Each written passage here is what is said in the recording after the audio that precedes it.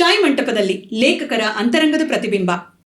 ನಾವು ಸಮರ್ಪಿಸ್ತಾ ಇರುವಂತಹ ಈ ಒಂದು ಸಂಚಿಕೆಯಲ್ಲಿ ಮತ್ತೊಬ್ಬ ಆಥರ್ ಇದ್ದಾರೆ. ಅವ್ರು ಬರೆದಂತಹ ಪುಸ್ತಕದ ಬಗ್ಗೆ ನಾವಿವತ್ತು ವಿಮರ್ಶೆ ಮಾಡೋದಕ್ಕೆ ಸೇರಿದ್ದೀವಿ. ಇವತ್ತಿನ ಕೃತಿಯ ಹೆಸರು ಪುನರ್ನವ. ಈ ಕೃತಿಯ ಕರ್ತೃ ಸಚಿನ್ ನಾಯಕ್. ಸಚಿನ್ ನಾಯಕ್, ತಮಗೆ ಆತ್ಮೀಯ ಸ್ವಾಗತ. ನಮಸ್ಕಾರ.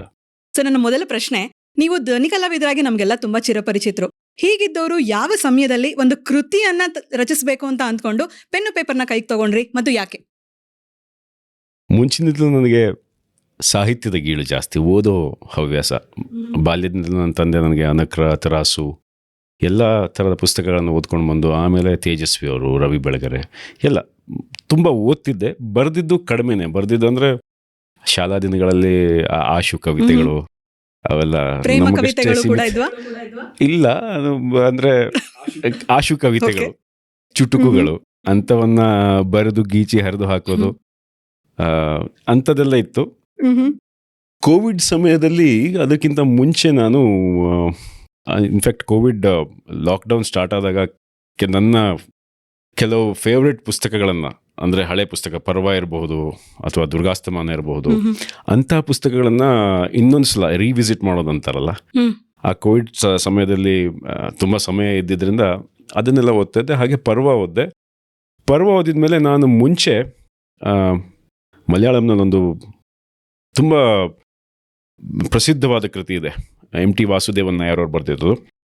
ನಾವು ಪರ್ವಕ್ಕೇನು ಸ್ಥಾನ ಕೊಡ್ತೀವೋ ಕನ್ನಡದಲ್ಲಿ, ಅದೇ ಸ್ಥಾನವನ್ನು ಮಲಯಾಳಂನಲ್ಲಿ ರೆಂಡಾಮೂಲಂ, ಅಂದರೆ ಅದರ ಲಿಟ್ರಲ್ ಮೀನಿಂಗ್ ತಗೊಂಡ್ರೆ ಎರಡನೇ ಮೂಲೆ, ರೆಂಡಾಮೂಲಂ ಅಂತ ಅದ್ರ ಹೆಸರು.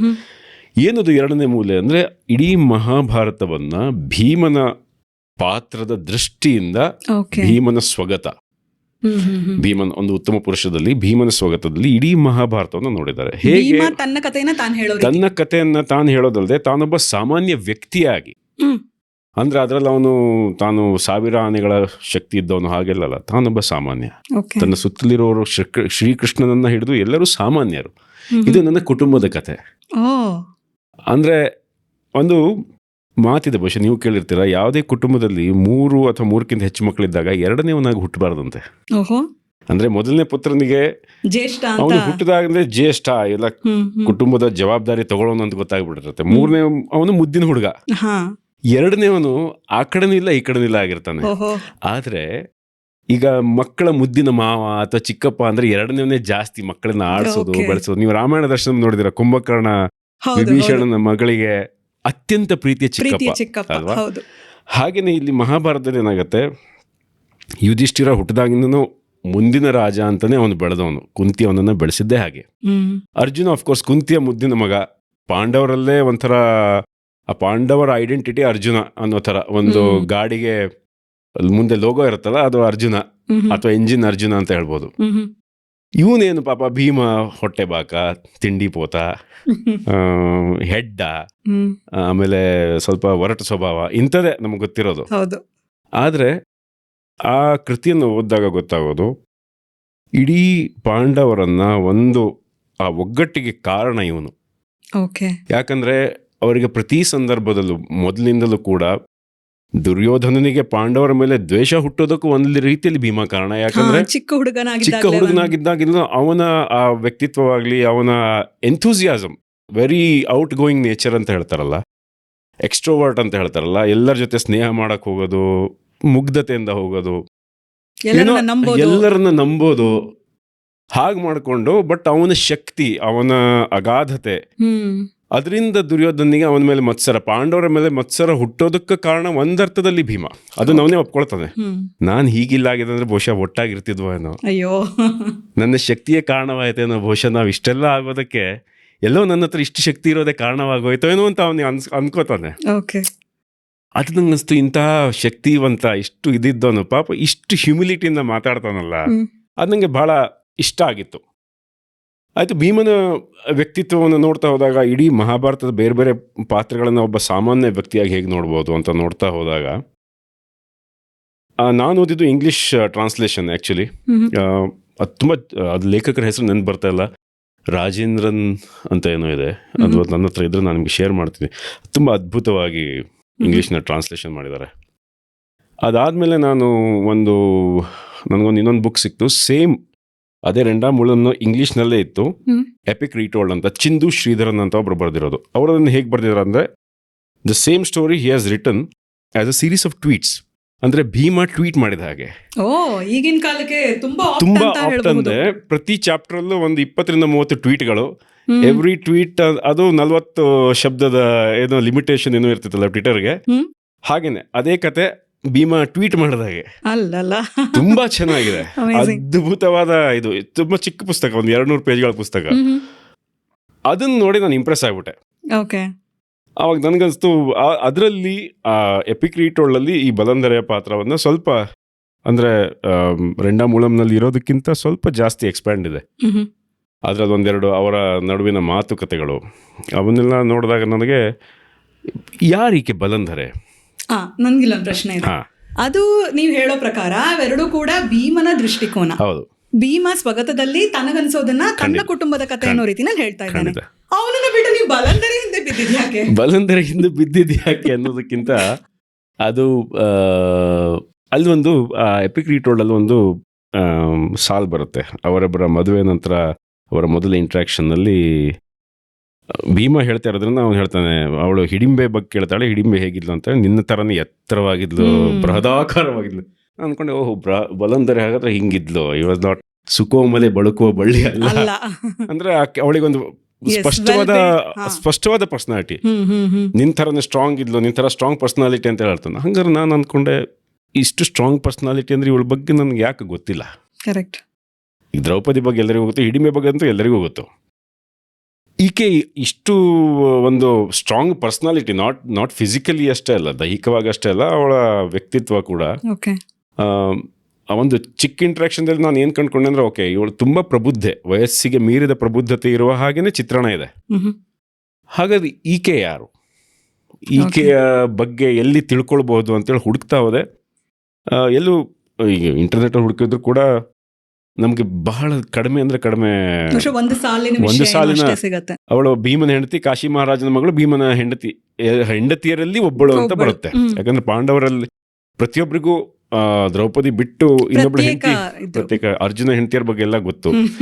ಸೊ ಹಾಗಾಗಿ ಯುಧಿಷ್ಠಿರನಿಗಾಗ್ಲಿ ನಕುಲ ಸಹದೇವರಿಗಾಗ್ಲಿ ಪತ್ನಿಯರಿದ್ರು. ಯಾಕಂದ್ರೆ ಆಗಿನ ಕಾಲದಲ್ಲಿ ಅದು ಸಾಮಾನ್ಯ. ಕೆಲವು ಎಲ್ಲ ಯುದ್ಧ ಮಾಡೇ ಜಯಿಸಬೇಕಂತಿರ್ಲಿಲ್ಲ. ರಾಜತಾಂತ್ರಿಕ ಬಾಂಧವ್ಯ ಅಂತ ಏನ್ ಹೇಳ್ತೀವಿ, ಡಿಪ್ಲೊಮ್ಯಾಟಿಕ್ ರಿಲೇಷನ್ಸ್ ಇತ್ತೀಚಿನವರೆಗೂ ಇತ್ತು. ಹೌದು. ಎಲ್ಲರನ್ನೂ ನಾವೀಗ ರಾಜಸೂಯ ಯಾಗ ಮಾಡುವಾಗಲೂ ಕೂಡ ಎಲ್ಲರನ್ನೂ ಅವರು ಗೆದ್ದುಕೊಂಡೇ ತಮ್ಮ ಇದಕ್ಕೆ ಮಾಡ್ಕೊಳ್ಳಿಲ್ಲ. ಕೆಲವ್ರ ಜೊತೆ ವೈವಾಹಿಕ ಸಂಬಂಧ, ಕೆಲವ್ರ ಜೊತೆ ಇನ್ಯಾವುದೋ ಸಂಬಂಧ ಅಂಥವುಗಳನ್ನ ಮಾಡ್ತಿದ್ರು. ಸೊ ಆಕೆಯ ಬಗ್ಗೆ ಯೋಚಿಸ್ತಾ ನಾನು ಫಸ್ಟ್ ಮೊದಲು ಸ್ಟಾರ್ಟ್ ಮಾಡಿದ್ದು ಒಂದು ಕಥೆ ಬರೆಯೋಣ, ಶಾರ್ಟ್ ಸ್ಟೋರಿ ತರ. ಒಂದು ಎಪಿಸೋಡ್, ಸಿಂಗಲ್ ಎಪಿಸೋಡು. ಆವಾಗ ನನಗೆ ಉತ್ತಮ ಪುರುಷರಲ್ಲಿ ಬರಿಬೇಕು ಅಥವಾ ಯಾವ ಥರ ಬರಿಬೇಕು ಅಂತ ಗೊತ್ತಿಲ್ಲ. ಕತೆ ಬರಿಬೇಕನ್ನೋ ಉತ್ಸಾಹ, ಬರಿಬೇಕಾ ಅನ್ನೋ ಆಲಸ್ಯ, ಬರೆದ್ರೆ ಓದ್ತಾರ ಅನ್ನೋ ಸಂದೇಹ, ಆಮೇಲೆ ಬರಿದಿದ್ರೆ ಏನಾಗತ್ತೆ ಅನ್ನೋ ಪ್ರಶ್ನೆ, ಬರದೇ ಬಿಡ್ತೀನಿ ಅನ್ನೋ ಉತ್ಸಾಹ, ಇವೆಲ್ಲವೂ ಸೇರ್ಕೊಂಡು ಕಡೆಗೂ ನಂದು ಬರೆಯೋದಂದ್ರೆ ನಾವು ಅಫ್ಕೋರ್ಸ್ ಟೈಪ್ ಮಾಡೋದು, ಮೊಬೈಲ್ದಲ್ಲಿ ಟೈಪ್ ಮಾಡೋದು. ಸೊ ಅಟ್ಲೀಸ್ಟ್ ಯಾರಾದ್ರೂ ಕೇಳಿದಾಗ ಏನು 24 ತಾಸು ಮೊಬೈಲಲ್ಲಿ ಇರ್ತೀಯ ಅಂದ್ರೆ ಅಟ್ಲೀಸ್ಟ್ ಕತೆ ಬರೀತದೆ, ನಾನು ಏನೋ ಮಾಡ್ತಾ ಇದ್ದೀನಿ ಅಂತ ಹೇಳ್ಕೊಳಕ್ಕಾಗತ್ತಲ್ಲ.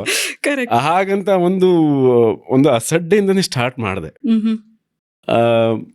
ಆದರೆ ನಾನು ಬರಿತಾ ಹೋದಾಗ ನನಗೆ ಯಾಕೋ ಎಲ್ಲೋ ಹೋಗ್ತಾ ಇಲ್ವಲ್ಲಪ್ಪ, ಏನು ಮಾಡೋದು ಅಂತ ಒಂದಿನ ಅಂದ್ಕೊಂಡೆ. ಅವಳ ಕಥೆನ ಓಕೆ, ಈ ರೆಂಡಾಮ್ ಮೂಲಮ್ದಲ್ಲಿ ಏನು ಇವರು ಫಾರ್ಮ್ಯಾಟ್ ತೊಗೊಂಡಿದ್ದಾರೆ, ಥೀಮ್ ತೊಗೊಂಡಿದ್ದಾರೆ, ಉತ್ತಮ ಪುರುಷ, ಭೀಮ ತನ್ನ ಕತೆ ಹೇಳ್ತಾ ಇರಲ್ಲ. ಈಗ ಇವಳ ಕತೆ ನಾನು ಹಂಗೆ ಬರಿಬಹುದಾ, ಅಟ್ಲೀಸ್ಟ್ ಏನೋ ಒಂದು ಅಂತ ಬರೆಯೋಕೆ ಸ್ಟಾರ್ಟ್ ಮಾಡಿದೆ. ಬರೆಯೋದಾದ್ರೆ ಎಲ್ಲಿಂದ ಬರೀಲಿ, ಹೇಗೆ ಬರೀಲಿ, ಅದನ್ನ ಯಾವ ರೀತಿಯಲ್ಲಿ ಪ್ರೆಸೆಂಟ್ ಮಾಡಬೇಕು. ನಾನು ಇಲ್ಲಿ ಹುಟ್ಟಿದೆ, ಅಲ್ಲಿಂದ ಹುಟ್ಟಿದೆ ಹಾಗೆ ಹೇಳೋಕೆ ಅದಕ್ಕೊಂದು ಕಾಂಟೆಕ್ಸ್ಟ್ ಬೇಕು. ನಾನು ನಿಮ್ಗೆ ನನ್ನ ಕತೆ ಹೇಳ್ಬೇಕಂದ್ರೆ ಅದಕ್ಕೊಂದು ಹಿನ್ನೆಲೆ ಬೇಕು, ಅದಕ್ಕೊಂದು ಕಾಂಟೆಕ್ಸ್ಟ್. ಚಾಲೆಂಜಿಂಗ್ ಕೂಡ ಅಲ್ವಾ, ಅಂದ್ರೆ ಒಬ್ಬ ಮೇಲ್ ಪರ್ಸ್ಪೆಕ್ಟಿವ್ ನಲ್ಲಿ ಯೋಚನೆ ಮಾಡಿ ಬರೆದಿರುವಂತಹ ಪುಸ್ತಕಗಳನ್ನ ಓದಿ ಇನ್ಫ್ಲೂಯೆನ್ಸ್ ಆದವರು ಒಂದು ಫೀಮೇಲ್ ಪರ್ಸ್ಪೆಕ್ಟಿವ್ ಅದನ್ನ ಭಾಷಾಂತರಿಸಬೇಕು ಅಂದ್ರೆ ಬಹಳ ಕಷ್ಟ.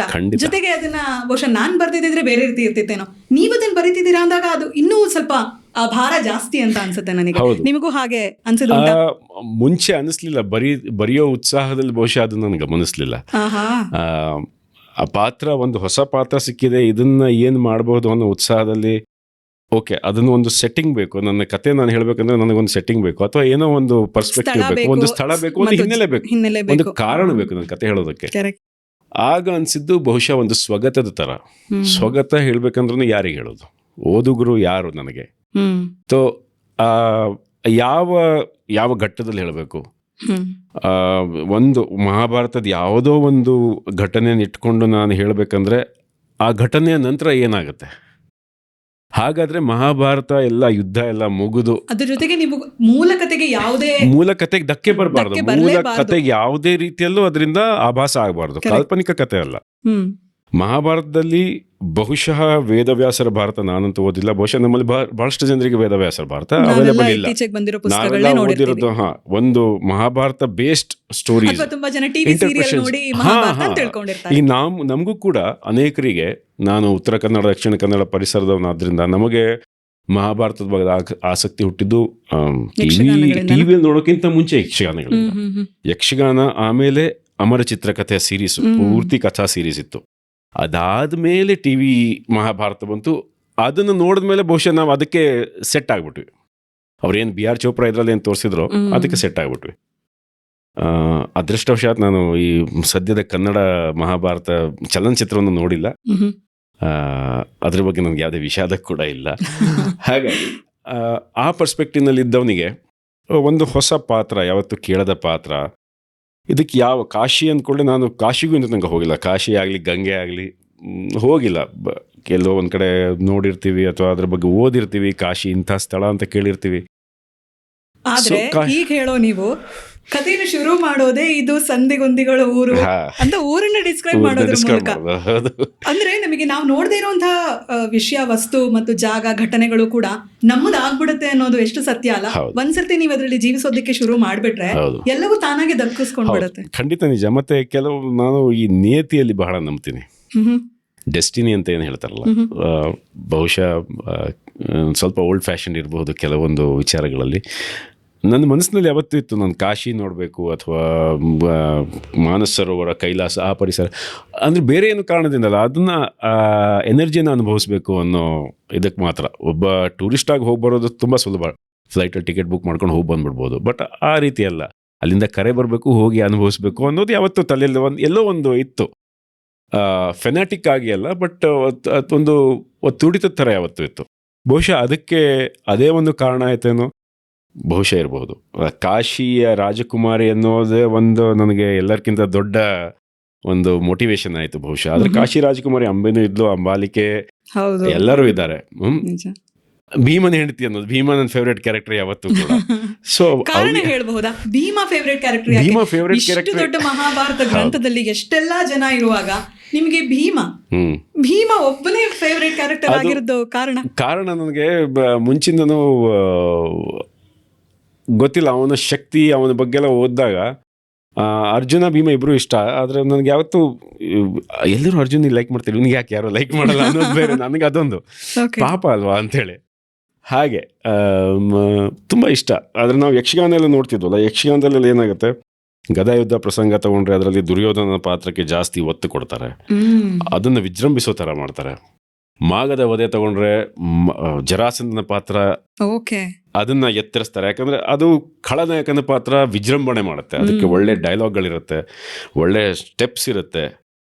ಆಮೇಲೆ ಕೀಚಕ ವಧೆ ತಗೊಂಡ್ರೆ ಕೀಚಕ ಅದರಲ್ಲಿ ಮೆರಿತಾನೆ, ಅಲ್ಲ ಹೆಸರೇ ಹಾಗಿಟ್ಟಿರುವಾಗ ಕೀಚಕ ವಧೆ ಮೆರಿತಾನೆ. ಮಾಗದ ವಧೆ, ಗದಾಯುದ್ಧ, ಎಲ್ಲದರಲ್ಲೂ ಕಾಮನ್ ಫ್ಯಾಕ್ಟರ್ ಭೀಮ ಅಲ್ವಾ. ಆದ್ರೆ ಪಾಪ ಎಲ್ಲದರಲ್ಲೂ ಒಂಥರ ಮೂಕ ಪ್ರೇಕ್ಷಕ ಎಲ್ಲ ಕಡೆ ಎಲ್ಲೂ ಸಲ್ಲದ ಭೀಮ.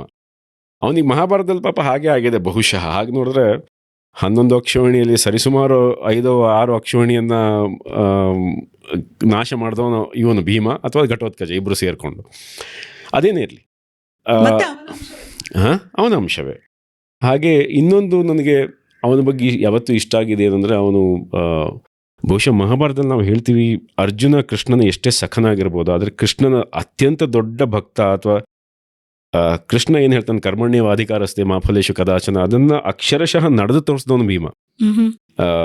ನಾನು ಕೆಲವು ವಿದ್ವಾಂಸರು ಕೂಡ ಮಾತಾಡಿ ನೋಡಿದ್ದೆ, ಕೃಷ್ಣ ಏನನ್ನ ಹೇಳಬೇಕು ಅಂತಿದ್ನೋ ಅದನ್ನು ಮಾಡಿ ತೋರಿಸಿದವನು. ಅಂದರೆ ನನ್ನ ಕೆಲಸ ಏನಿದೆ ಅಷ್ಟನ್ನು ನಾನು ಮಾಡ್ತೀನಪ್ಪ, ನನಗೆ ಅದರ ಅದು ಸರಿಯೋ ತಪ್ಪೋ, ಅದರ ಸತ್ಯತೆಗಳು, ಧರ್ಮಗಳ ಅದರ ಆ ಜಂಜಾಟಕ್ಕೆ ಜಿಜ್ಞಾಸೆ, ಸಿಕ್ಕಾಕೊಳ್ಳಲ್ಲ. ಜಂಜಾಟ ನನಗಿಲ್ಲ. ಇದು ತಪ್ಪು ಅಂದರೆ ಇದಕ್ಕೆ ನನ್ನ ಉತ್ತರ ಏನು, ಇದನ್ನು ನಾನು ಸರಿಪಡಿಸ್ಬೇಕು, ಅದನ್ನು ನಾನು ಮಾಡ್ತಿದ್ದೀನಿ. ಧರ್ಮ ಅಧರ್ಮ ಸ್ವರ್ಗ ನರಕ ಆಮೇಲೆ ನೋಡ್ಕೊಂಡ್ರೆ ನೀವು ಧರ್ಮ ಅಧರ್ಮ ಸ್ವರ್ಗ ನರ್ಕ ಅಂತ ಹೇಳ್ಬೇಕಾದ್ರೆ ನನಗೆ ಒಂದು ವಿಷಯ ನೆನಪಾಗ್ತಿದೆ. ಈ ಕೇಳ್ತಾಳೆ ಅವಳು, ಇಷ್ಟೆಲ್ಲ ಆಗ್ತಿರ್ಬೇಕಾದ್ರೆ ಒಬ್ಬ ದುಷ್ಟ ಅವನು ಒಂದ್ ಹೆಣ್ಣಿಗೆ ಈ ತರ ಎಲ್ಲ ನಡ್ಕೊಳ್ತಿರ್ಬೇಕಾದ್ರೆ ಎಲ್ಲರೂ ಸುಮ್ನಿದ್ರು ಅಂತ ಹೇಳಿ, ಹಾಗಾದ್ರೆ ಭೀಮ ಏನ್ ಮಾಡ್ತಿದ್ದ? ಅವನು ಏನ್ ಮಾಡ್ತಿದ್ದ ಅಂತ ಕೇಳ್ತಾ, ಅವನು ಏನ್ ಮಾಡ್ತಾ ಇದ್ದ ಅಂತ ಬೇರೆಯವ್ರ ಕತೆ ಇರ್ಲಿ, ಇವನ್ ವಿಷಯ ಹೇಳು, ಇವನ್ ಏನ್ ಮಾಡ್ತಿದ್ದ ಅಂತ ಬಲಂದರೆ ಕೇಳ್ತಾಳೆ. ಯಾಕಂದ್ರೆ ಅದಕ್ಕೆ ಅವರಿಬ್ಬರ ಒಡನಾಟದಲ್ಲಿ ಅವಳು ನೋಡ್ಕೊಂಡಿದ್ದು ಬಹುಶಃ ಬೇರೆ ಯಾರು ಅದನ್ನ ಅರ್ಥ ಮಾಡ್ಕೊಳ್ಳೋಕ್ಕಿಂತ ಮುಂಚೆ ಸಹದೇವನಿಗೆ ಅರ್ಥವಾಗಿತ್ತು ಈ ನನ್ನ ಕಥೆಯಲ್ಲಿ. ಅಂದ್ರೆ ತಮ್ಮೆಲ್ಲರನ್ನ ಕೂಡಿಸಿಟ್ಟ ಅವನ ಸಹದೇವ ಒಂದು ವಿಶಿಷ್ಟವಾದ ರೀತಿಯಲ್ಲಿ ಹೇಳ್ತಾರೆ. ಪಾಂಡವರ ಇವರನ್ನು ಕೂಡಿಸಿಟ್ಟ ಅಂಟು ಭೀಮ ಅಂತ ಹೇಳ್ತಾನೆ ಬಲಂದರಿಗೆ ಪರಿಚಯ ಮಾಡುವಾಗ. ಯಾಕಂದ್ರೆ ಅವರ ಪ್ರತಿಯೊಂದು ಕಷ್ಟದಲ್ಲಿ, ಅರಗಿನ ಮನೆಯಿಂದ ಹಿಡಿದು ಯಾವುದೇ ಸಂದರ್ಭ ತಗೊಂಡ್ರು ಕೂಡ ಪ್ರತಿಯೊಂದರಲ್ಲೂ ಅವರನ್ನು ರಕ್ಷಣೆ ಮಾಡಿದ್ದು, ಅವರನ್ನು ಜತನ ಮಾಡಿದ್ದು, ಕುಂತಿಯನ್ನು ಹಿಡಿದು ಪಾಂಡವರನ್ನು ಹಿಡಿದು ಭೀಮ. ಯಾಕಂದ್ರೆ ನೀವು ನೋಡ್ತೀರಪ್ಪ, ಅವರು ವನವಾಸಕ್ಕೆ ಹೋದಾಗ ಕೂಡ ಅರ್ಜುನ ಏನು ಮಾಡ್ದ, ಅರ್ಜುನ ತನ್ನ ದಿವ್ಯಾಸ್ತ್ರಗಳಿಗೋಸ್ಕರ ಅಥವಾ ತನ್ನ ಇದಕ್ಕೋಸ್ಕರ ಅವನು ಜಾಸ್ತಿ ಪಾಂಡವ್ರ ಜೊತೆ ಇರಲಿಲ್ಲ. ಅವನು ಪಾಶುಪತಕ್ಕೆ ಅದನ್ನು ಇದು ಮಾಡೋದಕ್ಕೆ ಹೋದ, ತನ್ನದೇ ಜ್ಞಾನಾರ್ಜನೆಗೋಸ್ಕರ ದಿವ್ಯ ಅಸ್ತ್ರಗಳನ್ನು ಪಡ್ಕೊಳ್ಳೋದಕ್ಕೋಸ್ಕರ ಅವ್ನು ಸಪ್ರೇಟಾಗಿ ತಿರುಗಾಡ್ತಾ ಇದ್ದ ಅವನು. ಆವಾಗ ಇವರು ಏನೇ ಕಷ್ಟ ಕೋಟಲೆಗಳು ಎಲ್ಲದಕ್ಕೂ ಅವರು ಧೈರ್ಯದಿಂದ ಇದ್ದಿದ್ದು ಇವನಿದ್ದಾನೆ ಅನ್ನೋದು. ಕುಂತಿ ಕೂಡ ಅವರನ್ನು ಕಳಿಸುವಾಗ ದ್ರೌಪದಿ ಹೇಳ್ತಾಳಂತ, ಅವನಿಗೆ ಒಂದು ಹಿಡಿ ಜಾಸ್ತಿ ಹಾಕು, ಅವನನ್ನು ನೋಡ್ಕೋ, ಅವನ ಹೊಟ್ಟೆ ತಣ್ಣಗಿದ್ರೆ ನೀವು ಚೆನ್ನಾಗಿರ್ತೀರಾ, ನೀವು ಸೇಫ್ ಆಗಿರ್ತೀರಾ ಅಂತ. ಅವನ ಹೊಟ್ಟೆ ತಣ್ಣಗಿರ್ಬೇಕು ಹಾಗೆ. ಸೊ ಅದನ್ನ ಇವಕ್ಕೆ ಅರ್ಥಕೊಂಡಿರ್ತಾರೆ. ಈಗ ಇವನಿಗೆ ಜವಾಬ್ದಾರಿ ಜಾಸ್ತಿ, ತನ್ನ ಕೆಲಸಗಳನ್ನೆಲ್ಲ ಅಂದ್ರೆ ತನ್ನ ಕೆಲಸವನ್ನ ಹಿಂದೆ ಮುಂದೆ ನೋಡದೆ ಮಾಡ್ಬಿಡ್ತಾನೆ ಇವನು. ಎಲ್ಲವನ್ನ ತಲೆ ಮೇಲೆ ಹಾಕೊಂಡು ತಾನು ಮಾಡ್ತಾನೆ. ಅದನ್ನ ಈಕೆ ಅರ್ಥಕೊಂಡಿರ್ತಾಳೆ. ಮತ್ತೆ ತನ್ನ ಕ್ರೆಡಿಟ್ ಬೇಕು ಅನ್ನೋದು ಕೂಡ ಎಲ್ಲೂ ಕ್ರೆಡಿಟ್ ಇಲ್ಲ, ಎಲ್ಲೂ ತಗೊಳ್ಳೋದು ಇಲ್ಲ, ಡಿಮಾಂಡ್ ಕೂಡ ಮಾಡೋದಿಲ್ಲ. ಅಂದ್ರೆ ಅಣ್ಣನಿಗೆ ನಿಷ್ಠೆ, ಬಟ್ ಅಣ್ಣನಿಗೆ ನಿಷ್ಠನಾಗಿದ್ರೂ ಕೂಡ ತಪ್ಪು ಮಾಡಿದಾಗ ಸುಮ್ಮನಿರೋದಿಲ್ಲ. ದ್ರೌಪದಿಯನ್ನ ದಾಳಕ್ಕೆ ಒಡ್ಡಿ ಹಾಕಿ ವಸ್ತ್ರಾಪರಣ ಆದಾಗ ಅರ್ಜುನಿಗೆ ಹೇಳ್ತಾನೆ, ಒಂದು ಬೆಂಕಿ ತಗೊಂಬ, ಇವನು ಮುಂಚೆ ಇವನು ಕೈ ಸುಡ್ತೀನಿ ನಾನು ಅಂತೇಳಿ. ಅಂದ್ರೆ ಅದಕ್ಕೆ ಶಿಕ್ಷೆ, ಆ ಕಾರ್ಯಕ್ಕೆ ಶಿಕ್ಷೆ. ಅಣ್ಣನ ಮೇಲೆ ದ್ವೇಷ ಅಂತಲ್ಲ, ಅವನು ಕೈ ಸುಡ್ತೀನಿ. ಯಾಕಂದ್ರೆ ಅವನು ಯಾಕೆ ಅದನ್ನು ಯಾಕೆ ಹೆಂಡತಿಯನ್ನು ಯಾಕೆ ಪಣಕ್ಕಿಟ್ಟ, ಅದ್ರಾಗ ಧ್ವನಿ ಎತ್ತೋ ಅವರಿಗೆ ನೈತಿಕ ಹಕ್ಕಿರೋದಿಲ್ಲ. ಯಾಕಂದ್ರೆ ಅವರೆಲ್ಲರೂ ಆಗ ದಾಸರು ಅಂತ ಶಿಷ್ಟಾಚಾರ ಆಗಿರೋದಿಲ್ಲ. ಆಗ ಅದಕ್ಕೆ ಆಕೆ ವಿಶೋಕನಲ್ಲಿ ಒಂದು ಸಂದರ್ಭದಲ್ಲಿ ಕೇಳೋದು, ಅವನೇನು ಮಾಡ್ತಾ ಇದ್ದ. ಓಕೆ, ಭೀಷ್ಮಾಚಾರ್ಯರು ಮಾತಾಡಲಿಲ್ಲ ಅವ್ರ ಬಗ್ಗೆ, ಅವರಿಂದ ತನಗೆ ಯಾವುದೇ ಜಾಸ್ತಿ ಎಕ್ಸ್ಪೆಕ್ಟೇಷನ್ ಇಲ್ಲ ಅಂತೆಲ್ಲ ಕಥೆಯಲ್ಲಿ ಹೇಳ್ತಾಳೆ. ಬಹುಶಃ ನೀವು ಮುಂದೆ ಕೇಳ್ತಿರೋದು, ಯಾರೇ ಏನೇ ಮಾತಾಡ್ದಿದ್ರು ಇವನು ಯಾಕೆ ಮಾತಾಡಲಿಲ್ಲ ಅಥವಾ ಮಾತಾಡಿದ್ನ ಅಂತಾನು ಕೇಳ್ಕೊಳ್ತಾಳೆ, ಕನ್ಫರ್ಮ್ ಮಾಡ್ಕೊಳ್ತಾಳೆ. ಯಾಕಂದ್ರೆ ಅವಳಿಗೆ ಗೊತ್ತು ಇವನೇನೋ ಮಾಡಿರ್ತಾನೆ, ಸುಮ್ಮನೆ ಇರೋ ಆಸಾಮಿ ಅಲ್ಲ ಅಂತ. ಹಾಗಾಗಿ ಅಂತಹ ಬಲಂದರೆ ಈಕೆ ವ್ಯಕ್ತಿತ್ವ ಹೇಗಿರಬಹುದು, ಇಷ್ಟೊಂದು ಆಕೆ ಪರ್ಸನಾಲಿಟಿನ ಇಷ್ಟೊಂದು ಸ್ಟ್ರಾಂಗ್ ಅಂತ ನಮ್ಗೆ ಗೊತ್ತಿರುವಾಗ ಈಕೆ ಬಗ್ಗೆ ನಾವು ಯಾಕೆ ಎಲ್ಲೂ ಕೇಳೋದಿಲ್ಲ. ಇವಳ ವ್ಯಕ್ತಿತ್ವದಿಂದ ನಾವು ಇಡೀ ಮಹಾಭಾರತವನ್ನು ನೋಡಿದ್ರೆ ಹೇಗೆ ನೋಡಬೇಕು ಅಂದರೆ ತುಂಬ ಕ್ರಿಟಿಕಲ್ ಆಗಿ ನೋಡಬೇಕಾ, ತುಂಬ ಪ್ರತಿ ಪಾತ್ರವನ್ನು ಅನಲೈಸ್ ಮಾಡ್ತಾ ಹೋಗ್ಬೇಕಾ, ಅಥವಾ ಒಂದು ಆಪ್ತ ರೀತಿಯಲ್ಲಿ. ಈಗ ನನಗೆ ಭೀಮ ಮುಖ್ಯ, ನಮ್ಮಿಬ್ಬರ ಬಾಂಧವ್ಯ, ಅದರ ಮೂಲಕ ನಮ್ಮ ಕುಟುಂಬ ಅದರ ಬಗ್ಗೆ ನಾನು ಜಡ್ಮೆಂಟಲ್, ನಮ್ಮ ಮನೆ ಕತೆ. ನನಗೆ ಆವಾಗ ಅನಿಸ್ತು, ಬಹುಶಃ ನಾನ್ ಜಡ್ಜ್ಮೆಂಟಲ್ ಆಗಿ ಒಂದು ಸಮಷ್ಟಿ ಭಾವದಿಂದ ಜಸ್ಟ್ ಒಂದು ಪರ್ಸ್ನಲ್ ಕಾನ್ವರ್ಸೇಷನ್ ಥರ ಮಾಡಿದ್ರೆ ಹೇಗಿರುತ್ತೆ. ಆವಾಗ ಆ ವಿಚಾರದಿಂದ ಕಥೆಯನ್ನು ಬರ್ಕೊಳ್ತಾ ಹೊರಟೆ. ಆಗ ಆಕೆಗೆ ಸ್ವಲ್ಪ ವಯಸ್ಸಾಗಿ ತುಂಬಾ ಒಳ್ಳೆ ತಂತ್ರ ತಂದಿದ್ದೀರಿ, ನೀವು ಅಲ್ಲಿಗೆ ಬರ್ತಾ ಇದ್ದೀರಾ, ನನಗೆ ಗೊತ್ತಾಯ್ತು. ತುಂಬಾ ಒಳ್ಳೆ ತಂತ್ರ ತಂದಿದ್ದೀರಾ. ಅಂದ್ರೆ ಈಗ ಒಂದು ಚಿಕ್ಕ ಮಗು ಆಗಿ ನಾನು ಇಂಥ ವಯಸ್ಸಿನಲ್ಲಿ ಇಂಥ ಕಡೆ ಇಂಥ ರಾಜ ಅಥವಾ ರಾಣಿಗೆ 2ನೇ ಮಗಳಾಗಿ ಹುಟ್ಟಿದೆ, ನನಗೀಗ 5ನೇ ವರ್ಷ, ನನ್ಗೆ 6ನೇ ವರ್ಷ ಅಂತ ಬರೆದ್ರೆ ಆ ಪ್ರಬುದ್ಧತೆಯನ್ನು ನಾವು ಅಲ್ಲಿಗೆ ತಂದು ದಾಟ್ಸೋದು ತುಂಬಾ ಕಷ್ಟ ಆಗುತ್ತೆ. ನೀವು ತುಂಬಾ ಒಳ್ಳೆ ತಂತ್ರನ ಬಳಸ್ಕೊಂಡಿದ್ದೀರಿ.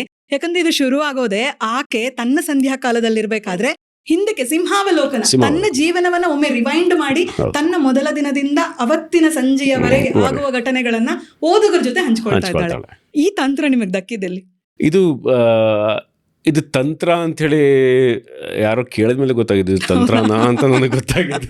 ಯಾಕಂದ್ರೆ ನನ್ನ ಮನಸ್ಸಿಗೆ ಕತೆ ಹೊಳೆದ ರೀತಿ ಅದು. ಅಂದರೆ ಬಹುಶಃ ಅದರಲ್ಲಿ ನಾನು ಕೂಡ ಸ್ವಲ್ಪ ಮಟ್ಟಿಗೆ ಹಾಗೆ ಅಂತ ಅಂದ್ಕೊಳ್ತೀನಿ. ಎಲ್ಲಾದರೂ ಒಂದು ಕಡೆ ಏಕಾಂತದಲ್ಲಿ ಕೂತ್ಕೊಂಡು ಮೆಲುಕು ಹಾಕೋದು, ಆ ಸ್ವಭಾವ ನನಗಿದೆ.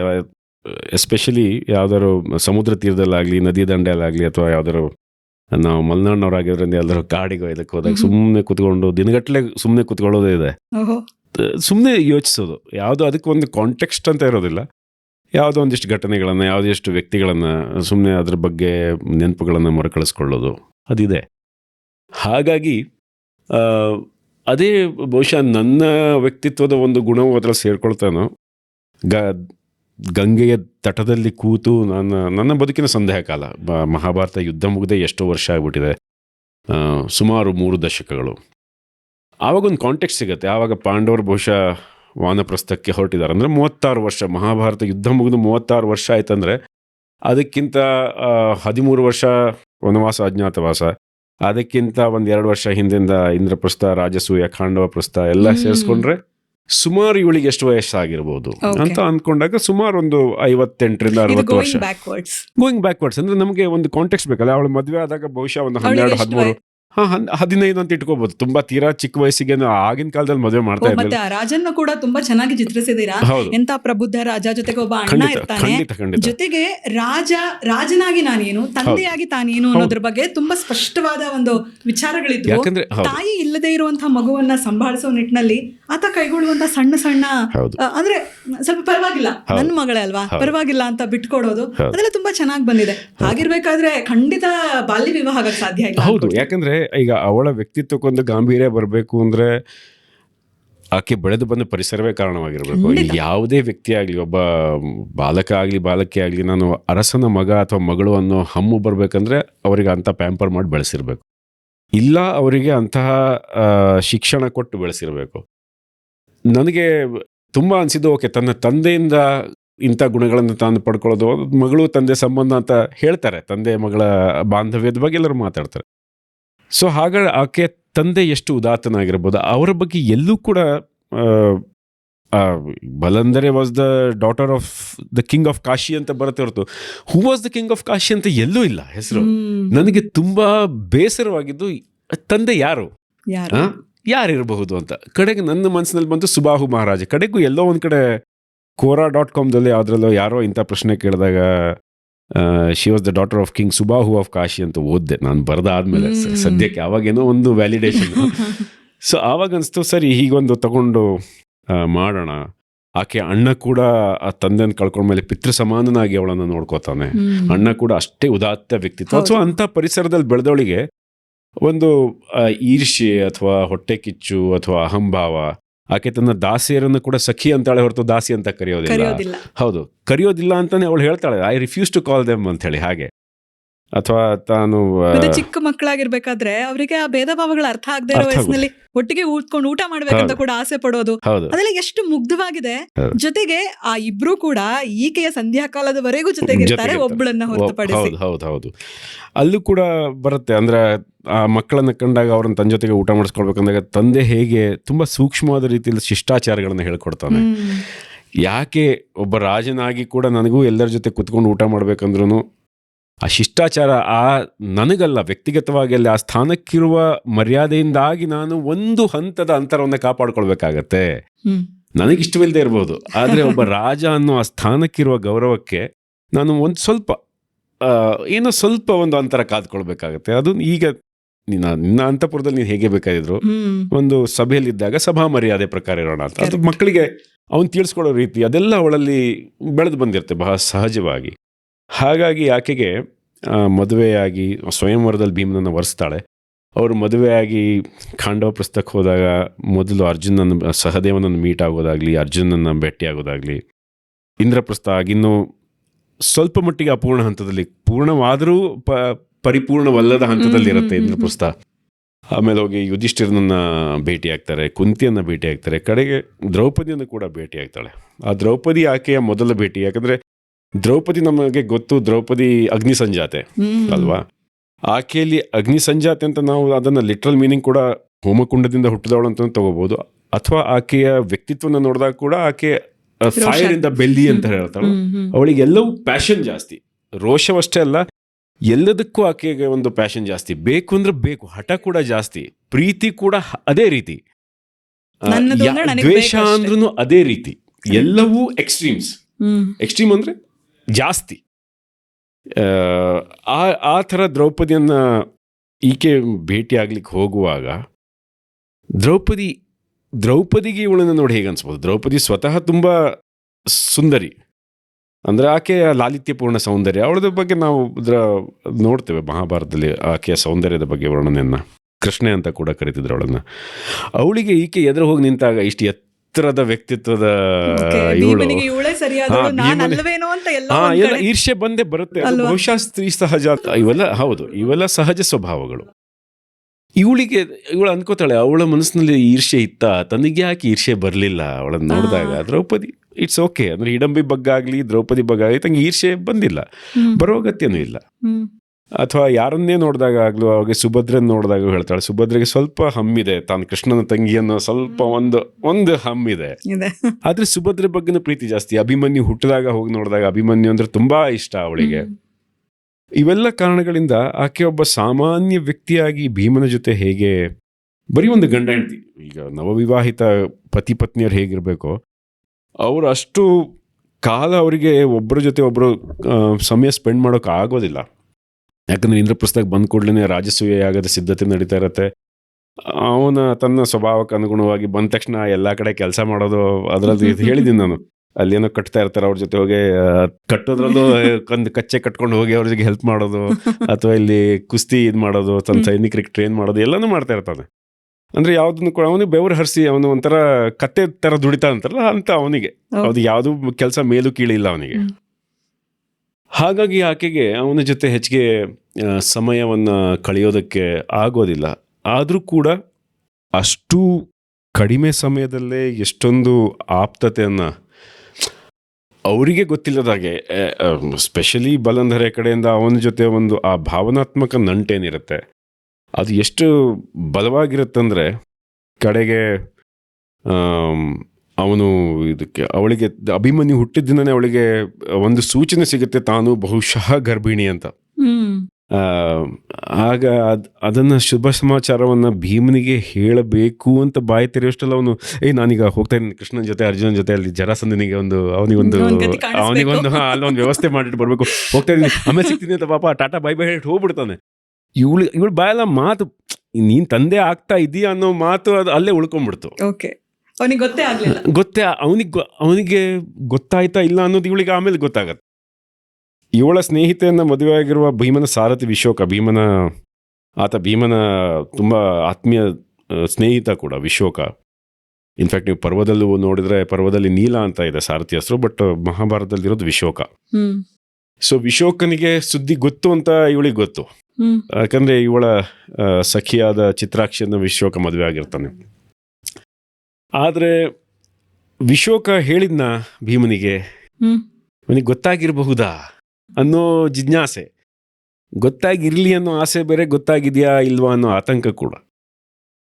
ಆಮೇಲೆ ಸಹಜವಾಗಿ ಅವಳ ಅಣ್ಣ ಅವಳನ್ನ ಕರ್ಸ್ಕೋತಾನೆ ಮೊದಲ ಹೆರಿಗೆಗೆ ಕಾಶಿ ಕರ್ಸ್ಕೊಂಡಾಗ.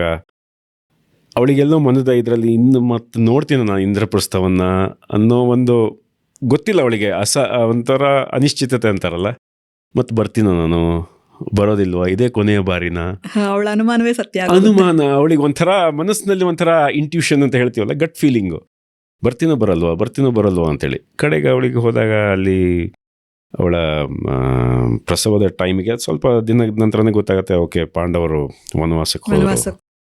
ಆಗ್ಲೂ ಅವಳು ಅಂದ್ಕೊಳ್ಳೋದು ಅಂದ್ರೆ ಯುಧಿಷ್ಠಿರನ ಮೇಲೆ ಸ್ವಲ್ಪ ಅವಳಿಗೆ ಮುನಿಸು. ಅದಕ್ಕೆ ಅದನ್ನು ಓದಿದಾಗ ನಮ್ಗೆ ಅನ್ಸುತ್ತೆ ಬಹುಶಃ ಜಸ್ಟಿಫೈಡ್ ಇತ್ತೇನೋ ಅವಳು ಸಿಟ್ಟು ಅಂತೇಳಿ. ಯಾಕಂದ್ರೆ ಅವನ ಒಂದು ದ್ಯೂತದ ವ್ಯಸನಕ್ಕೆ ಸುಮ್ಮನೆ ಇವರನ್ನೆಲ್ಲರನ್ನು ನೀನು ಬಲಿ ಕೊಡ್ತಾ ಇದೆಯಲ್ಲ, ಎಷ್ಟು ಜನ ಅನುಭವಿಸ್ಬೇಕಾಯ್ತು. ಈಗ ನಿನಗೆ ರಾಜಸೂಯ ಯಾಗಕ್ಕೆ ಎಲ್ಲ ಅರಸರನ್ನ ದಂಡಯಾತ್ರೆ ಮಾಡಿ ಎಲ್ಲರನ್ನ ಮಣಿಸ್ಕೊಂಡು ಬರೋದಕ್ಕೆ ತಮ್ಮಂದಿರಬೇಕು. ಜರಾಸಂಧ ಕೃಷ್ಣನೇ 17 ಬಾರಿ ಅವನನ್ನು ಎದುರಿಸಿ ಕಡೆಗೆ ದ್ವಾರಕೆಯಲ್ಲಿ ಹೋಗಿ ದೂರ ಇದ್ದ, ಜರಾಸಂಧನ ಸಹವಾಸ ಬೇಡ ಅಂತ. ಅಂತಹವನನ್ನ ಕೊಲ್ಲೋದಕ್ಕೆ ನಿನ್ಗೆ ಭೀಮಾರ್ಜುನರು ಬೇಕಾಯ್ತು. ಎಲ್ಲದಕ್ಕೂ ನಕುಲ ಸಹದೇವರು ಎಲ್ಲರನ್ನ ತಗೊಂಡು ಕಡೆಗೆ ಅವ್ರನ್ನ ದ್ಯೂತಕ್ಕೆ ಪಣಕ್ಕಿಡ್ಬೇಕಾದ್ರೆ ಒಂದು ಒಂದು ಒಂದು ಅರೆಕ್ಷಣ ಯೋಚನೆ ಮಾಡಿದೆ ನೀನು. ನಿನ್ನ ಸಾಮ್ರಾಜ್ಯ, ನಿನ್ನ ವಸ್ತು ಒಡವೆಗಳು ಎಲ್ಲವೂ ಸರಿ, ತಮ್ಮಂದಿರು ಹೆಂಡತಿ ಅಲ್ವಾ? ಇದು ಅಂದ್ರೆ ಅವಳಿಗೆ ತನ್ನನ್ನೇ ತಾನು ಅದಕ್ಕಿಂತ ತನ್ನನ್ನೇ ತಾನು ಅದಕ್ಕೆ ತಮ್ಮಂದಿರ ತನಕನೂ ಬಹುಶಃ ಕ್ಷಮಿಸ್ತಿದ್ಲ ಏನೋ. ದ್ರೌಪದಿಯನ್ನ ಪಣಕ್ಕಿಟ್ಟಲ್ಲ, ಅಲ್ಲಿಗೆ ಅವಳಿಗೆ ಒಂದು ಹಂತಕ್ಕೆ ಯುಧಿಷ್ಠಿರನ ಮೇಲಿನ ಗೌರವ ತೀರಾ ಕಡಿಮೆ ಆಗ್ಬಿಡುತ್ತೆ. ಅದು ಸಹಜ ಕೂಡ, ಯಾಕಂದ್ರೆ ಒಬ್ಬ ಸ್ತ್ರೀ ದೃಷ್ಟಿಕೋನದಿಂದ ನೋಡೋದಾದ್ರೆ ತನ್ನ ಹೆಂಡತಿಯನ್ನೇ ಒಂದು ಹೇಳ್ತಾರಲ್ಲ ತುಂಬಿದ ಸಭೆಯಲ್ಲಿ, ಅಂದ್ರೆ ತನ್ನ ಹೆಂಡತಿಯನ್ನೇ ಅಷ್ಟು ಸುಲಭವಾಗಿ ಬಿಟ್ಕೊಡುವಂಥ ಗಂಡ, ನೀನು ಎಷ್ಟೇ ಧರ್ಮಭೀರು ಆಗಿರು, ಎಷ್ಟೇ ಉದಾತ್ತ ಆಗಿರು, ಎಷ್ಟೇ ಜ್ಞಾನಿ ಆಗಿರು, ಕಡೆಗೂ ಒಬ್ಬ ಗಂಡನಾಗ ನೀನು ಸೋಲ್ತೀಯ ಅಂತ, ನಿಜ ಅಲ್ವಾ? ಹಾಗಾಗಿ ಅಲ್ಲಿ ಆಕೆಗೆ ಬೇಸರ ಆಗುತ್ತೆ. ಮತ್ತೆ ತನ್ನನ್ನು ಕರಿಬೋದಾಗಿತ್ತಲ್ಲ ಭೀಮ, ತಾನು ಹೋಗ್ತಿದ್ನಲ್ಲ ವನವಾಸಕ್ಕೆ. ಅಂದರೆ ಅದೊಂದು ಮುಗ್ಧ ಇದು. ನೀನು ಯಾಕೆ ಕರೀಲಿಲ್ಲ ನನ್ನನ್ನು? ನೀನು ಕರೆತ ನಾನು ಬಂದ್ಬಿಡ್ತಿದ್ದಪ್ಪ, ನನಗೇನಿಲ್ಲ, ನನಗಿಲ್ಲ ಅರಮನೆಯಲ್ಲಿ ಇದ್ಕೊಂಡು ಏನು ನಾನು ಮಾಡೋದು, ನಿನ್ನ ಜೊತೆ ಇದ್ರೆ ನನಗೆ ಅದೇ ಅರಮನೆ ಅಲ್ಲೇ ಅಂತಹ ಒಂದು ಮುಗ್ಧ ಆದರೆ ಪ್ರಬುದ್ಧ ವ್ಯಕ್ತಿತ್ವ ನೋಡಿದಾಗ ಆಕೆಯ ದೃಷ್ಟಿಕೋನಗಳನ್ನು, ಆಕೆಯ ವಿಶೋಕನ ಜೊತೆ ಮಾತನಾಡುವಾಗ ಭೀಷ್ಮರ ಬಗ್ಗೆ ಆಕೆ ಹೇಳುವ ಮಾತುಗಳು, ಅಂದರೆ ದೇವವ್ರತ ಭೀಷ್ಮ ಅಂತಹ ಮಹಾರಥಿಯೋ ಮಹಾರಥಿಗಿಂತ ಇನ್ನೂ ಮೇಲೆ ಏನೋ ಸ್ಥಾನ ಇದ್ರೋ ಅಂತಹ ವ್ಯಕ್ತಿತ್ವ ಭೀಷ್ಮರದ್ದು, ತುಂಬ ದೊಡ್ಡ ವ್ಯಕ್ತಿತ್ವ. ಆದರೆ ಅವರಿಗಿರುವ ಆ ಶಕ್ತಿಯನ್ನು ಅವರು ಬಳಸ್ಕೊಂಡ್ರೆ ತಮ್ಮ ಮನೆಯ ಯಾವುದೇ ಹೆಣ್ಣು ಮಗಳಿಗೂ, ಅಂದರೆ ತಮ್ಮ ಕುಟುಂಬಕ್ಕೆ ಬಂದ ಯಾವುದೇ ಹೆಣ್ಣು ಮಗಳಿಗೂ ಭೀಷ್ಮರಿಂದ ನ್ಯಾಯ ಸಿಗಲೇ ಇಲ್ವಲ್ಲ. ಸತ್ಯವತಿ ಆಗಲಿ, ಅಂಬಾಲಿಕೆ ಅಂಬಿಕೆಯರಾಗಲಿ, ಆಮೇಲೆ ಗಾಂಧಾರಿ ಆಗಲಿ, ಕುಂತಿ ಆಗಲಿ, ಕಡೆಗೆ ದ್ರೌಪದಿ, ಒಬ್ಬರಿಗೂ ಕೂಡ ನಿಮ್ಮ ಮನೆಯಲ್ಲಿ ಸ್ಥಾನಮಾನ ಸಿಕ್ಕಲಿಲ್ಲ. ಎಲ್ಲ ನಿಮ್ಮ ಪುರುಷರ ಅಗತ್ಯಕ್ಕೆ ತಕ್ಕಂಗೆ ಅವರು ತಮ್ಮನ್ನು ತಾವು ತಮ್ಮ ವ್ಯಕ್ತಿತ್ವವನ್ನೇ ಕಳ್ಕೊಳ್ಬೇಕಾಯ್ತು. ಗಾಂಧಾರಿದು ಕೂಡ ಎಂಥ ದೊಡ್ಡ ದಾರುಣ ಕತೆ ಅವಳದು. ಒಬ್ಬ ಧೃತರಾಷ್ಟ್ರನಿಗೋಸ್ಕರ ತನ್ನನ್ನು ತಾನು ಕುರುಡಿಯನ್ನಾಗಿ ಮಾಡಿಕೊಂಡು ಬದುಕುವಂತಹ ಆ ದುಸ್ಥಿತಿ ಬಹುಶಃ ಯಾರಿಗೂ ಬರಬಾರ್ದು, ಅಲ್ವಾ? ಸೊ ಎಲ್ಲರ ಬಗ್ಗೆ ಆಕೆಗೆ ಅನುಕಂಪ ಇದೆ. ಹಾಗೆ ಆಕೆಯ ಕೋಪ ತುಂಬ ಸಾತ್ವಿಕವಾದ ಕೋಪ. ನಿಮ್ಗಿಷ್ಟು ಶಕ್ತಿ ಇದ್ಕೊಂಡು ನೀವು ಭೀಷ್ಮರು ಅಂತ ಅನಿಸ್ಕೊಂಡು ನಿಮ್ಮ ಒಂದು ಮಾತಿಗೆ ಹಸ್ತಿನಾಪುರ ಏನೋ ಕುರುಕುಲ ಇಡೀ ಭರತವರ್ಷ ನಿಮ್ಮ ಒಂದು ಮಾತಿಗೆ ಶರಣಾಗತರಾಗ್ತಾರೆ. ವಿಶ್ವಾಮಿತ್ರರಾಗ್ಲಿ, ಇದರಾಗ್ಲಿ, ಪರಶುರಾಮರು, ಎಂಥೆಂಥ ವ್ಯಕ್ತಿಗಳಿಗೆ ಸಮನಾಗಿ ನಿಂತ ನೀವು, ನಿಮ್ಮ ಮೊಮ್ಮಕ್ಕಳು ನಿಮ್ಮ ಎದುರಿಗೆ ನಿಮ್ಮ ಕುಲವಧುವಿನ ಸೀರೆ ಬಿಚ್ತಾ ಇರ್ಬೇಕಾದ್ರೆ ಸುಮ್ಮನೆ ಇರ್ತಿರಲ್ಲ, ನೀವೆಂಥ ವ್ಯಕ್ತಿ? ನಿಮಗೆ ನಾನು ಎಷ್ಟು ಗೌರವ ಕೊಡಬೇಕು? ಯಾಕೆ ಕೊಡಬೇಕು ಮತ್ತು ಎಷ್ಟು ಕೊಡಬೇಕು, ಅಲ್ವಾ? ಒಬ್ಬ ವ್ಯಕ್ತಿಯ ವಯಸ್ಸಿಗೆ, ಸ್ಥಾನಕ್ಕೆ ಗೌರವ ಕೊಡಲೇಬೇಕು. ನಮಗೆ ಅದು ಅವರು ಎಷ್ಟೇ ಅದಕ್ಕೆ ಅರ್ಹರೋ ಅನರ್ಹರೋ ಅನ್ನೋ ಮಾತು ಬರೋದಿಲ್ಲ. ಆದರೆ ಎಷ್ಟು ಕೊಡಬೇಕು ಗೌರವ? ಸೊ ನಿಮ್ಮಿಂದ ನನಗೆ ಜಾಸ್ತಿ ಏನು ಎಕ್ಸ್ಪೆಕ್ಟೇಷನ್ ಇಲ್ಲ. ಇವನು ಭೀಮ ಮಾತಾಡಿದ್ನ ಅಂತ ಕೇಳ್ತಾಳೆ ವಿಶ್ವಕನ ಹತ್ರ. ಇವನು ಎದುರಿಸಿದ್ನ, ಏನಾದ್ರು ಹೇಳಿದ್ನಾ ಅಂತೇಳಿ. ಅವಾಗ ಅವನು ಹೇಳ್ತಾ, ಇಲ್ಲ ಹೇಳ್ದ, ಈ ಯುಧಿಷ್ಠಿರನ ಕೈ ಸುಡ್ತೀನಿ ಅಂತ ಹೇಳ್ದ. ಆಗಿಂದ ಅಣ್ಣ ತಮ್ಮಂದಿರ ನಡುವೆ ಒಂದು ಕಾಣದ ಒಂದು ಬಿರುಕು, ಒಂದು ಸ್ವಲ್ಪ ಬಿರುಕು. ಅಂದರೆ ಯುಧಿಷ್ಠಿರನಿಗೆ ಗೊತ್ತಾಗಿದೆ, ಅಂದ್ರೆ ತಾನು ಏನು ಮಾಡಿದ್ರು ಕೇಳ್ಕೊಂಡು ಎಲ್ಲ ತಮ್ಮಂದಿರು ಕೇಳ್ತಾಳೆ, ಇಲ್ಲೊಂದು ಒಂಟಿ ಸಲಗ ಸ್ವಲ್ಪ ಇದೆ. ಅಂದ್ರೆ ಅವನು ಸಿಟ್ಟು ಕೂಡ ಯಾವತ್ತೂ ಅಧರ್ಮಕ್ಕಲ್ಲ, ಇಲ್ಲ, ಮತ್ತೆ ಎಲ್ಲೂ ಕೂಡ ಎಲ್ಲೇ ಮೀರಿದ್ದಲ್ಲ. ಬಹುಶಃ ಅವನಿಗೆ ಕೃಷ್ಣನು ಕೂಡ ಅವನನ್ನು ಸಮರ್ಥಿಸ್ತಾನೆ. ಅವ್ನು ಮಾಡಿದ್ ಸರಿ ಅಂತಾನೆ ಕೃಷ್ಣ ಎಲ್ಲೇ ನೋಡಿದ್ರು. ಅಂದ್ರೆ ನಾನು ಈ ಕಥೆಯಲ್ಲಿ ಬರ್ದಿದ್ರು ಮಹಾಭಾರತದಲ್ಲಿ ಬೇರೆ ಒಂದು ಇದರಲ್ಲಿ ರಂಡಾಮೂಳಂನ ನಾನು ಓದಿದ್ದೀನಿ. ಆ ಅಕ್ಷಯ ಪಾತ್ರೆ ಸನ್ನಿವೇಶಕ್ಕೆ ಕೃಷ್ಣ ಅವಾಗ ಬಂದಾಗ, ದೌಮ್ಯರ ಆಶ್ರಮದಲ್ಲಿದ್ದಾಗ, ಆಗ ಯುಧಿಷ್ಠಿರ ಹೇಳ್ತಾನೆ, ಆವಾಗಲೂ ಭೀಮ ಏನೋ ಯಾವುದೋ ಸಂದರ್ಭದಲ್ಲಿ ಯುಧಿಷ್ಠಿರನಿಗೆ ಏನೋ ಹೇಳ್ತಾನೆ. ಅವನು ಅದನ್ನು ಒಪ್ಪೋದಿಲ್ಲ, ಇಲ್ಲ ಧರ್ಮಸಮ್ಮತ ಹಂಗೆ ಏನೋ ಅಂತಾಗ ಕೃಷ್ಣ ಹೇಳ್ತಾನೆ, ಇಲ್ಲ ಅವ್ನು ಹೇಳಿದ್ ಸರಿ ಇದೆ, ನೀನು ಬರೀ ನಿನ್ನ ಪುಸ್ತಕಗಳ ಧರ್ಮ ಕರ್ಮ ಅದು ಇದು ನ್ಯಾಯ ನೀತಿ ಅಂತ ಇರಬೇಡ, ಯೋಚಿಸ್ ನೋಡು ಅವ್ನು ಹೇಳಿದ ಮಾತು, ನಾನು ಅವನನ್ನು ಸಮರ್ಥಿಸ್ತೇನೆ, ಅವನು ಹೇಳಿದ್ ಸರಿ ಇದೆ ಯುಧಿಷ್ಠಿರ ಅಂತ ಹೇಳ್ತಾನೆ ಕೃಷ್ಣ. ಅಂದ್ರೆ ಒಂದು ಹಂತ ತನಕ ನಿನ್ನ ಧರ್ಮ ನಿನಗೆ ಶಕ್ತಿ ಆಗತ್ತೆ, ಅದು ದೌರ್ಬಲ್ಯ ಆದಾಗ ಕಷ್ಟಕ್ಕೆ ಸಿಕ್ಕಾಕೊಳ್ತೀಯ. ನೀನು ನಿನ್ನ ಧರ್ಮವನ್ನ ನಿನ್ನ ದೌರ್ಬಲ್ಯವನ್ನಾಗಿ ಮಾಡ್ಕೊಳ್ತಾ ಇದ್ದೀಯಾ. ಕರೆಕ್ಟ್, ಎಷ್ಟು ಒಳ್ಳೆ ಮಾತಲ್ಲ ಅಲ್ವಾ? ನಿನ್ನ ಧರ್ಮದಿಂದಾಗೆ ನೀನು ಧರ್ಮ ಸಂಕಟಕ್ಕೆ ಸಿಗ್ತಾ ಇದ್ದೀಯಾ. ಹೌದು, ಅಂದ್ರೆ ವಿವೇಚನೆನೇ ಬೇರೆ ಹೇಳ್ತಾ ಇದೆ, ಹೌದು. ಆದ್ರೆ ಧರ್ಮವೇ ಬೇರೆ ಹೇಳ್ತಾ ಧರ್ಮದಿಂದ ಇದೆ. ಧರ್ಮ ಸಂಕಟಕ್ಕೆ ಸಿಗ್ತೀಯ ಅಂತ ಅಂದ್ರೆ ನಿಜ. ನೀನು ಅದನ್ನ ಅತಿಯಾಗಿ ಬಳಸ್ಕೊಳ್ತಾ ಇದೀಯ, ಅದನ್ನ ನೀನು ಎಲ್ಲೋ ಒಂದು ಹಂತದಲ್ಲಿ ಮಿಸ್ಇಂಟರ್ಪ್ರಿಟೇಷನ್ ಮಾಡ್ತಾ ಇದೆಯಾ ನಿನ್ನ ಧರ್ಮವನ್ನ. ಧರ್ಮ ಕರ್ಮ ಎಲ್ಲವೂ ಯಾವ ಯಾವ ಹಂತದಲ್ಲಿ ಎಲ್ಲೆಲ್ಲಿ ಇರಬೇಕು ಅಲ್ಲಲ್ಲಿ ಇದ್ಕೊಂಡು ನಮ್ ಕೆಲಸ ಮಾಡಬೇಕು ಎಕ್ಸಾಕ್ಟ್ಲಿ. ಅಲ್ವಾ. ಧರ್ಮ ಕರ್ಮ ಎರಡು ಒಟ್ಟಿಗೆ ಆದ್ರೆ ಮಾತ್ರ ಅದಕ್ಕೊಂದು ಅರ್ಥ ಬರೋದು. ಹಾಗಾಗಿ ಅಂತಹ ವ್ಯಕ್ತಿಯನ್ನ ಆಕೆ 13 ವರ್ಷ ಏನು ಮಾಡ್ಲಿಕ್ಕಾಗ್ಲಿಲ್ಲ. ಆಕೆಗೆ ವಿಶೋಕ ಆಗಾಗ. ಆ ವಿಶೋಕ ಹೇಗಿದ್ದ ಅಂದ್ರೆ ಭೀಮನ ಸಾರಥಿ ಅಷ್ಟೇ ಅಲ್ಲ, ಆತ ಒಬ್ಬ ಒಳ್ಳೆಯ ಈ ಏನಂತಾರೆ ಬೇಹುಗಾರಿಕೆಯಲ್ಲಿ ಕೂಡ. ಬೇಹುಗಾರಿಕೆ ಅಂದ್ರೆ ಅವನಿಗೆ ಎಲ್ಲ ಕಡೆ ಇನ್ಫಾರ್ಮೇಶನ್ಸ್, ಅವನಿಗೆ ಎಲ್ಲ ಕಡೆ ಅವನ ಜನರಿದ್ರು, ಎಲ್ಲ ಕಡೆಯಿಂದ ವಿಷಯ ಸಂಗ್ರಹಣೆ ಮಾಡುವಂಥದ್ದು. ಅವನೇ ಒಬ್ಬ ಗೂಢಚಾರಿಯೋ ಅವನೇ ಬೇಹುಗಾರನೋ ಅದಲ್ಲ, ಆದರೆ ಅವನಿಗೆ ಆ ಕಲೆ ಗೊತ್ತಿತ್ತು, ಎಲ್ಲಿಂದ ಯಾವ ವಿಷಯ ಅಥವಾ ವಿಷಯ ಗ್ರಾಹ್ಯ ಬುದ್ಧಿ ಇತ್ತು, ಅವನಿಗೆ ಗ್ರಹಿಕೆ ಮಾಡೋ ಬುದ್ಧಿ. ಸೊ ಅವನು ಅದನ್ನೆಲ್ಲ ಬಂದು ಆಕೆ ಹತ್ರ ಚರ್ಚೆ ಮಾಡ್ತಿದ್ದ. ಹೀಗಾಯ್ತಂತೆ, ವನವಾಸದಲ್ಲಿ ಹೀಗಾಯ್ತಂತೆ, ಅಜ್ಞಾತವಾಸದಲ್ಲಿ ಹೀಗಾಯ್ತಂತೆ. ಹಾಗೆಲ್ಲ ಮಾಡುವಾಗ ಈಕೆ ಮಗನೂ ಕೂಡ ಅಲ್ಲಿ ಸರ್ವಾಗ ಅನ್ನೋ ಮಗ ಬೆಳೀತಾ ಇದ್ದಾನೆ. ಅವನಿಗೂ 12 ವರ್ಷ 13 ವರ್ಷ. ಒಂದ್ ಕಡೆ ಅವನನ್ನ ಯುವರಾಜ ಮಾಡಬೇಕು ಅಂತ ಅವಳ ಅಣ್ಣ ಪಾಪ, ಅವನಿಗೆ ವಯಸ್ಸಾಗ್ತಾ ಇದೆ, ಅವನು ಯುವರಾಜ ಮಾಡ್ಬಿಡೋಣ, ಇನ್ನು 15 ವರ್ಷ ಆದ್ರೆ ಮದುವೆ ಬೇರೆ ಮಾಡಬೇಕು. ಇವಳಿಗೆ ಯಾಕಣ್ಣ ನೀನಿದೆಯಲ್ಲ, ಅವ್ನು ಬೆಳಿಲಿ, ಅವ್ನ ಪಾಡಿಗೆ ಅವ್ನು ಬೆಳ್ಕೊಳ್ಳಿ, ಅವ್ನಿಗೆ ಯಾಕೆ ಜವಾಬ್ದಾರಿಗಳು, ಬೆಳ್ಕೊಳ್ಳಿ. ಅವಳಿಗೆಲ್ಲೋ ಒಂದ್ ಕಡೆ ಪಾಂಡವರು ಮರಳಿ ಬರ್ತಾರೆ. ಅವ್ರಿಗೆ ಇಂದ್ರಪ್ರಸ್ಥ ಆಯ್ತು, ಅವ್ರ ಕರಾರಿನ ಪ್ರಕಾರ ಅವ್ರಿಗೆ ಕೊಡ್ಬೇಕು, ಇವ್ರು ಕೊಡ್ತಾರೆ, ಅವ್ರು ತಮ್ಮ ಎಲ್ಲ ಸರಿ ಆಗತ್ತೆ ಅನ್ನೋ ಎಲ್ಲ ಒಂದು ಆಸೆ.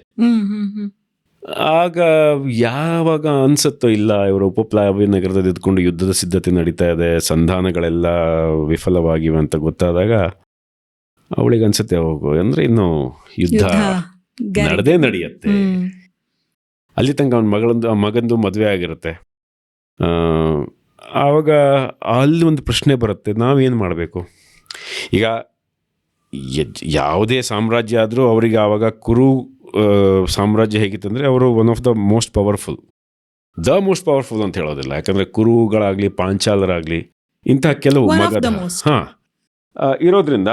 ಆದರೆ ಏನಾಗುತ್ತೆ, ಈಗ ದುರ್ಯೋಧನನ ಅಡ್ವಾಂಟೇಜ್ ಏನಿತ್ತಂದರೆ ಈ ಭೀಷ್ಮರ ಒಂದು ಪರ್ಸ್ನಾಲಿಟಿಯಿಂದಾಗಿ ಭೀಷ್ಮರಿದ್ದಾರೆ ಅಂದರೆ ಅಲ್ಲೆಲ್ಲ ಒಂದು ಕಡೆ ಸರಿಯಾದ ನ್ಯಾಯ ಇದೆ ಅಂತ ಅದೊಂದು ಜನಜನಿತ ಇದು. ಹಾಗಾಗಿ ಉಳಿದ ಎಲ್ಲ ರಾಜರು ಅಲ್ಲದೆ ಈ ಪಾಂಡವರು ವನವಾಸದಲ್ಲಿದ್ದಾಗ, ಅಜ್ಞಾತವಾಸದಲ್ಲಿದ್ದಾಗ ದುರ್ಯೋಧನ ಸುಮ್ಮನೆ ಕೊಳ್ಳಿಲ್ಲ. ಅವನು he was preparing for war. ಅವನಿಗೆ ಗೊತ್ತಿತ್ತು, ಅವನಿಗೆ ಬೇಕಾಗಿದ್ದ ಯುದ್ಧ. ಸೊ ಅವನು ಡಿಪ್ಲೊಮ್ಯಾಟಿಕಲಿ ಅವನು ಬಹುಶಃ ಪಾಂಡವರಿಗಿಂತ ಬಹಳ ಮುಂದೆ ಇದ್ದ. ಡಿಪ್ಲೊಮಸಿಯಲ್ಲಿ, ಈ ರಾಜತಾಂತ್ರಿಕ ಇದರಲ್ಲಿ, ತಂತ್ರಗಾರಿಕೆಯಲ್ಲಿ ಛಲದಂಕ ಮಲ್ಲ ಅಂತ ದುರ್ಯೋಧನ ಹೇಳ್ತಾರಲ್ಲ. ನೀವು ಮಹಾಭಾರತ ಯುದ್ಧದ ಸಂದರ್ಭದಲ್ಲಿ ನೋಡಿದ್ರೆ 18 ದಿನಗಳಲ್ಲಿ ದುರ್ಯೋಧನ ಪೌರುಷದ ಬಗ್ಗೆ ಎಲ್ಲೂ ಮಾತಿಲ್ಲ. ಅವನು ಯಾರ ಜೊತೆ ಹೋರಾಡ್ದ, ಯಾವ ಮಹಾರಥಿಯನ್ನು ಸೋಲ್ಸ್ದ, ಅದ್ರ ಬಗ್ಗೆ ಎಲ್ಲೂ ನಮ್ಗೆ ಮಾತು ಬರೋದಿಲ್ಲ. ಯುದ್ಧದ ಸಿದ್ಧತೆಯಲ್ಲಿ ಅವನು ಯಾವ ಥರ, ಈಗ ಪಾಂಡವರ ಪಕ್ಕಾ ಬೆಂಬಲಿಗರ ಅನ್ಸ್ಕೊಂಡಿದ್ದ ಯಾದವರನ್ನಾಗ್ಲಿ, ಶಲ್ಯ ಮದ್ರ ನರೇಶ ಶಲ್ಯ ಪಾಂಡವರ ವಾವೆಯಲ್ಲಿ ಸೋದರ ಮಾವ ಅವನು, ಅಂಥವ್ರನ್ನೆಲ್ಲರನ್ನು ತನ್ನ ಕಡೆ ಸೆಳ್ಕೊಳ್ಳೋದಿಲ್ಲ. ಅದು ತುಂಬಾ ದೊಡ್ಡ ಡಿಪ್ಲೊಮ್ಯಾಟಿಕ್ ವಿಕ್ಟ್ರಿ ಅದು. ಸೊ ಪಾಂಡವರಿಗೆ ಏನಿದ್ರೂ ಒಂದು ಡಿಸ್ಅಡ್ವಾಂಟೇಜ್ ಅನ್ನೋದಿತ್ತು. ಸೊ ಕಾಶಿ ಅನ್ನೋದು, ಕಾಶಿ ಒಂದು ನಗರಕ್ಕೆ ಎಷ್ಟೇ ಪ್ರಾಮುಖ್ಯತೆ ಇದ್ರೂ ಕೂಡ ಒಂದು ಜನಪದವಾಗಿ ಕಾಶಿ ತುಂಬಾ ಚಿಕ್ಕ ರಾಜ್ಯ, ತುಂಬಾ ಚಿಕ್ಕ. ಕಾಶಿ ನಗರ ಹಾಗೂ ಬಹುಶಃ ಸುತ್ತಮುತ್ತಲಿನ ಪ್ರದೇಶಗಳಷ್ಟೇ ಆ ಕಾಶಿ ಸಾಮ್ರಾಜ್ಯ. ತುಂಬ ಅದು ಅದರ ಸಿಗ್ನಿಫಿಕೆನ್ಸ್ ಇರೋದು ಕಾಶಿ ಅನ್ನೋ ಹೆಸರಿಗಿರೋ ಮಹತ್ವಕ್ಕೆ, ಆ ಸ್ಥಾನಕ್ಕಿರುವ ಮಹತ್ವವೇ ಹೊರತು ಒಂದು ರಾಜ್ಯವಾಗಿ, ಒಂದು ಸೇನಾ ಶಕ್ತಿಯಾಗಿ ತುಂಬ ಚಿಕ್ಕದು ಕಾಶಿ.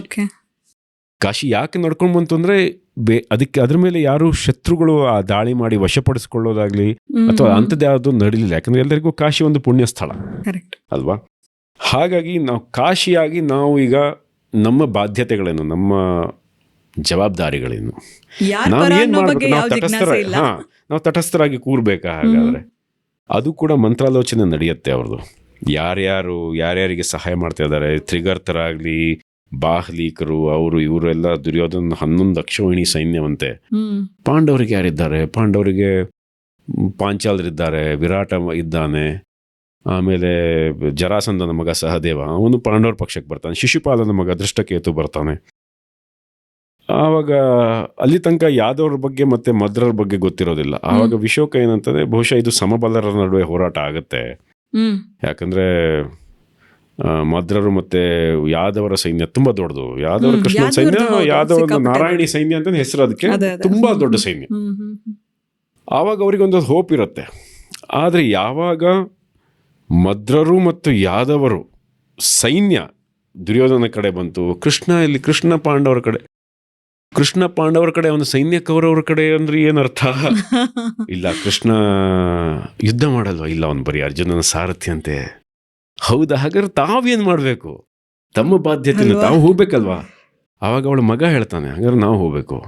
ನಾವು ಎಷ್ಟೇ ಚಿಕ್ಕ ಸೈನ್ಯವಾದ್ರೂ ಕೂಡ ನಾವು ಸಹಾಯಕ್ಕೆ ಹೋಗೋಣ. ಆಗ ಆಕೆ ಮಗನನ್ನ ಕರ್ಕೊಂಡು ಕುರುಕ್ಷೇತ್ರಕ್ಕೆ ಬರ್ತಾಳೆ. ಸೊ ಇದು ಆಮೇಲೆ ಕುರುಕ್ಷೇತ್ರದಲ್ಲಿ ಬಹುಶಃ ನಿಮಗೂ ಕೆಲವು ಪ್ರಶ್ನೆಗಳಿರುತ್ತೆ ಅದರ ಬಗ್ಗೆ. ಕುರುಕ್ಷೇತ್ರದ ಅವಳ ಅನುಭವಗಳು, ಆ ಯುದ್ಧ ನಂತರದ ಆಕೆಯ ಜೀವನಾನುಭವಗಳು ಹೇಗೆ ಅವಳ ವ್ಯಕ್ತಿತ್ವವನ್ನು ನಮ್ಮ ಎದುರಿಗೆ ಇಡ್ತವೆ ಅನ್ನೋದು, ಅದಕ್ಕೆ ಆ ಪುನರ್ನವ ಅನ್ನೋ ಹೆಸರು ಕೂಡ ಹೇಗೆ ಸೂಕ್ತವಾಗುತ್ತೆ ಆ ಪುಸ್ತಕಕ್ಕೆ ಅನ್ನೋದನ್ನ ಸೂಕ್ತವಾಗುತ್ತೆ. ಪುಸ್ತಕ ಓದೋದೇ ಬೇಡ ಅನ್ನೋ ನಿಟ್ಟಿನಲ್ಲಿ ನಾವು ಪೂರ್ತಿ ಕಥೆನ ಹೇಳೋದು ಬೇಡ. ಯಾಕಂದ್ರೆ ಒಂದು ಪುಸ್ತಕನ ನಾವು ಹೇಳಿ ಅರ್ಥ ಮಾಡಿಸೋದು ಒಂದ್ ರೀತಿ, ಆದ್ರೆ ಓದಿದಾಗ ನಾವು ದಕ್ಕಿಸ್ಕೊಳ್ಳುವಂತ ವಿಚಾರ ತುಂಬಾ ಅಗಾಧವಾಗಿ. ಅದ್ರ ವಿಷಯಕ್ಕೆ ಬಂದಾಗ ನಾನು ಪುಸ್ತಕವನ್ನ ಕೊಂಡು ಓದ್ಲಿ ಅಂತಾನೆ ಹಾರೈಸ್ತೀನಿ. ಆ ಕಾರಣಕ್ಕೆ ಪುಸ್ತಕದ ಬಗೆಗಿನ ಮಾತುಕತೆನ ಇಲ್ಲಿಗೆ ನಿಲ್ಸೋಣ. ನನಗೆ ಸಾಕಷ್ಟು ಪ್ರಶ್ನೆಗಳು ಬೇರೆದಿದೆ. ಅಂದ್ರೆ ನೀವು ಆಥರ್ ಆಗಿ, ಅಂದ್ರೆ ನಾನು ಆಗ್ಲೇ ಶುರು ಮಾಡ್ತಾ ಹೇಳಿದೆ, ನೀವು ಒಬ್ಬ ಧ್ವನಿ ಕಲಾವಿದರಾಗಿದ್ರಿ. ಆ ನಂತರ ಸಡನ್ ಆಗಿ ಒಂದಿನ ಪ್ರಕಟಿತ ಕೃತಿ ಪುನರ್ನವ, ನೈಸ್, ಅದು ಕೂಡ ಜನವರಿ 1ನೇ ದಿನ, ಜನವರಿ 1, 2003.